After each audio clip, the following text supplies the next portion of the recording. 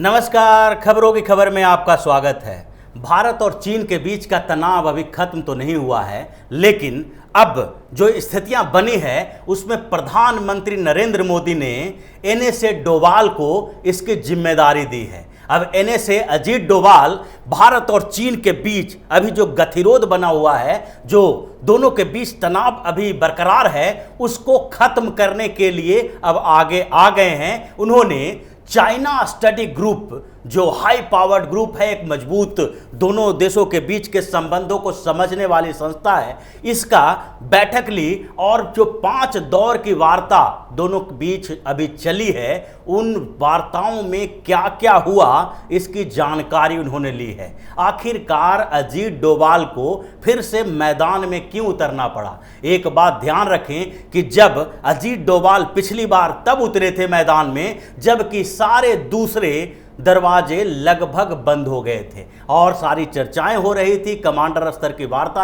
हो रही थी, और उसके साथ साथ जब दोनों देशों के बीच का तनाव खत्म होने का नाम नहीं ले रहा था, तो उस समय भी अजीत डोभाल को मैदान में उतारा गया था और 2 दिन के अंदर ही गालवान घाटी में जो पेट्रोलिंग पॉइंट 14 और 15 के में जो तनाव उत्पन्न हो गया था, जहां पर दोनों देशों की सेना एक दूसरे के आमने सामने थी और एक बार झड़प हुई जिसमें भारत के 20 सैनिक शहीद हो गए और चीन के भी कई सैनिकों के मौत के घाट उतार दिया था, जिसकी संख्या कभी भी चीन ने डिक्लेयर नहीं किया। लेकिन खबरें आती रही कि चीन के 50 सैनिक कम से कम मारे गए हैं और उस बीच अजीत डोभाल को फिर मैदान में उतारा गया था और अजीत डोभाल ने जब कमान संभाली तो 2 दिन के अंदर ही गालवान घाटी से चीन की सैनिकों को पीछे हटना पड़ा। भारत चीन के बीच जो विवाद का सबसे बड़ा क्षेत्र था गालवान वैली,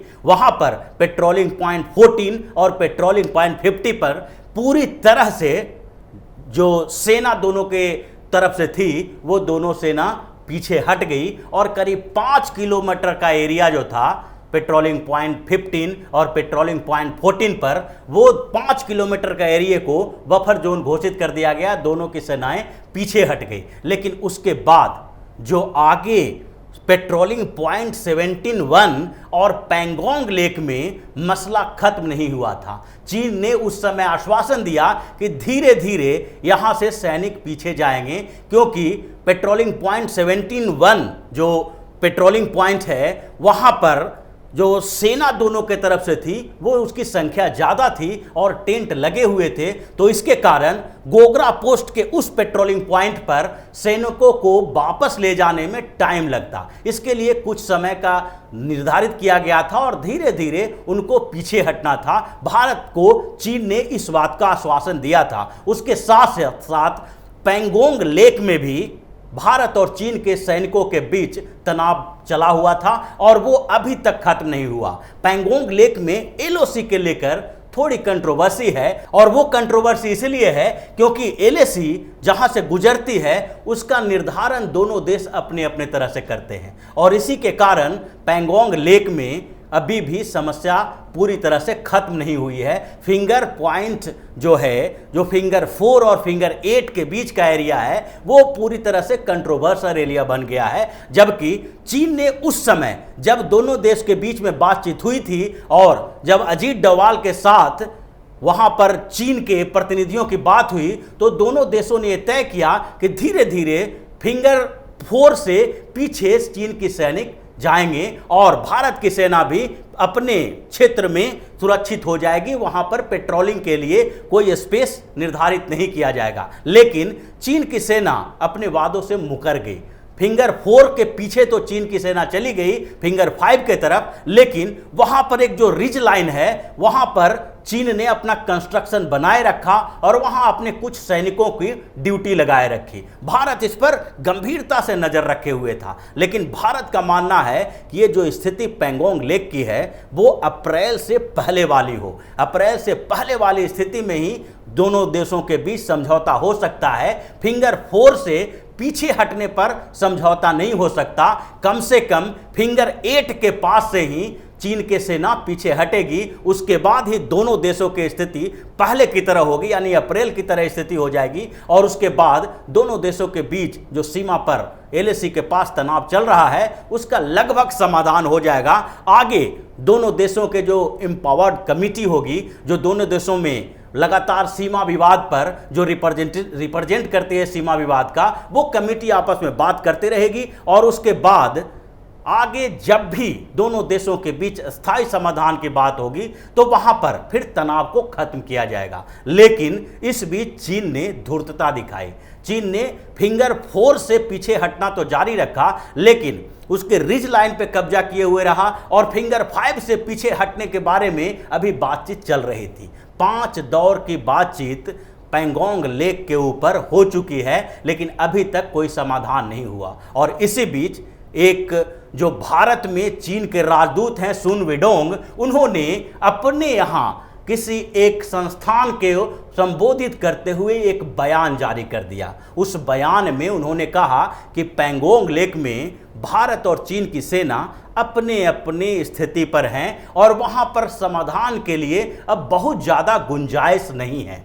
इस बात को लेकर भारत में हंगामा खड़ा हो गया, क्योंकि भारत अभी भी इस बात पर अडिग है कि अप्रैल से पहले वाली स्थिति पर ही हम कोई समझौता कर सकते हैं, उससे पीछे नहीं हटेंगे। और इस बात को लेकर जो भारत के विदेश मंत्रालय के प्रवक्ता हैं अनुराग श्रीवास्तव, उन्होंने भी एक बयान जारी किया और चीनी राजदूत जो बोला था कि भारत और चीन के बीच जो पैंगोंग लेक में चल रहा है वो लगभग समाधान के स्तर पर है, अब उससे पीछे चीन की सेना के जाने का कोई मतलब नहीं बनता है। इस बात को लेकर इन्होंने कड़ा रुख अख्तियार किया और फिर प्रधानमंत्री नरेंद्र मोदी एक्शन में आ गए। उन्होंने देखा कि जिस तरह से गालवान घाटी और हॉट स्प्रिंग एरिया में पेट्रोलिंग पॉइंट 14 और 15 पर खाली करवाने के लिए एनएसए अजीत डोभाल को जिम्मेदारी सौंपी गई थी, उसी तरह अब जो गोगरा पोस्ट और उसके साथ साथ पैंगोंग लेक का एरिया है वहां भी दबाव बनाना जरूरी होगा।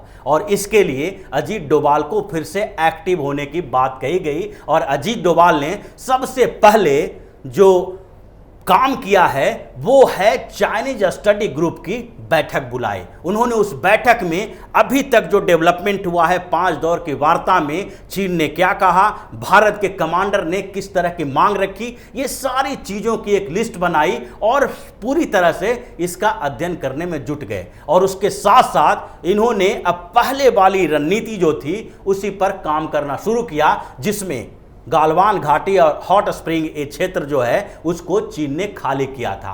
अब भारत ने एक नई रणनीति बनाई है और चीन जिस तरह से अपने फौज को पैंगोंग लेक के जो अपने तरफ के इलाके में रखे हुए है, उसी तरह भारत ने भी अपने क्षेत्र में सैनिकों की बढ़ोतरी करनी शुरू कर दी। और एनएसए डोभाल ने जो स्ट्रेटजी बनाई है उसमें 40,000 भारतीय सैनिक पहले से ही वहां पर जो मौजूद हैं, उसके अलावा 35,000 और जवानों को एलएसी के पास भेजा जा रहा है। साथ में एयर डिफेंस सिस्टम जो वहां पर है, राडार सिस्टम है, उसको और मजबूत किया जा रहा है। और अभी जो सर्दी शुरू होने वाली है 2-3 महीने में, उसके बाद उस क्षेत्र में पेट्रोलिंग करना थोड़ा मुश्किल हो जाता है, इसके लिए भी एक नई स्ट्रेटजी बनाई जाने लगी है। और अजीत डोभाल ने अब सक्रिय तौर पर चीन के उस पूरे क्षेत्र पर नजर रखना शुरू कर दिया है और उसके लिए अलग अलग तरीके से चीन के ऊपर दबाव फिर से बनाया जाने लगा है।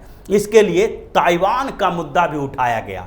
ताइवान जिसे चीन अपना क्षेत्र बताता है और भारत भी चीन के वन नेशन पॉलिसी पर ही विश्वास करता रहा, उसको उसी की मान्यता देता रहा। लेकिन इस बीच चीन के ताइवान नीति पर भारत ने अपनी रणनीति बदल ली और हाल फिलहाल में जब एनएसए डोभाल को कमान सौंपी गई तो उसके बाद उन्होंने ताइवान पर चीन को परेशान करने के लिए मात्र एक काम किया।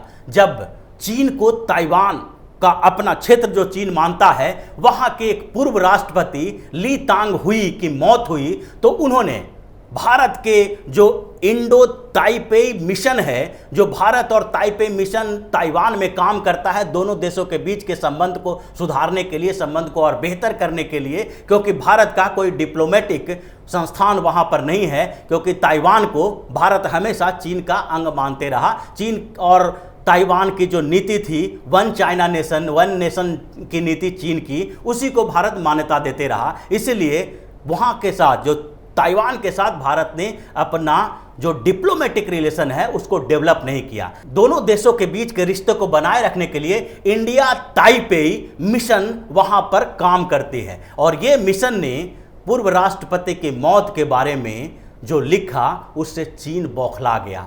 इसने लिखा कि मिस्टर डेमोक्रेसी के नाम से उनको संबोधित करते हुए ताइवान और भारत के बीच के रिश्तों को आगे बढ़ाने की बात की, जिसके कारण चीन फिर पूरी तरह से बेचैन हो गया। उसे लगने लगा है कि जिस तरह से भारत अपनी स्ट्रेटजी बदल रहा है, उसमें ताइवान ही नहीं, हांगकांग और तिब्बत पर भी पूरी तरह से भारत चीन के खिलाफ हो सकता है। और एनएसए डोभाल की ये पहली कूटनीतिक रणनीतिक जीत रही चीन के खिलाफ, जो पैंगोंग लेक से पीछे हटने के लिए अभी तैयार नहीं हो रहा था। अब धीरे धीरे चीन भी बैकफुट पे आता जा रहा है। अब फिंगर 5 की जगह फिंगर 8 तक पहुंचने की प्रक्रिया पर बातचीत शुरू हो गई है। और जब डोभाल ने कमान संभाल ली है, प्रधानमंत्री नरेंद्र मोदी एक्शन में आ गए हैं और चीन पर चौतरफा दबाव डालने की कोशिश चल रही है, तो ऐसे में अब जिस तरह से गालवान घाटी और हॉट स्प्रिंग एरिया में चीन ने अपने सैनिकों को पीछे रखा था, पीछे बुला लिया था, उसी तरह अब जो 2-3 महीनों से पैंगोंग लेक में चल रहा है, उसका समाधान भी जल्द होने वाला है। पैंगोंग लेक से भी चीन को अपने सैनिक पीछे हटाना पड़ेगा और उसके साथ साथ गोगरा पोस्ट पर भी जो पेट्रोलिंग पॉइंट 17A है, वहां से भी चीन को अपने सैनिक वापस बुलाने पड़ेंगे, क्योंकि अब भारत फिर से एक्शन में आ गया है। प्रधानमंत्री नरेंद्र मोदी ने जो जिम्मेदारी अजीत डोभाल को सौंपी है, उसके ऊपर अब तेजी से काम किया जाने लगा है। तो इसी तरह की खबरों के साथ फिर से हाजिर होंगे। तब तक के लिए बने रहिए हमारे साथ और देते रहिए हमें सहयोग, ताकि इसी तरह की खबर हम आपके लिए लाते रहें। धन्यवाद।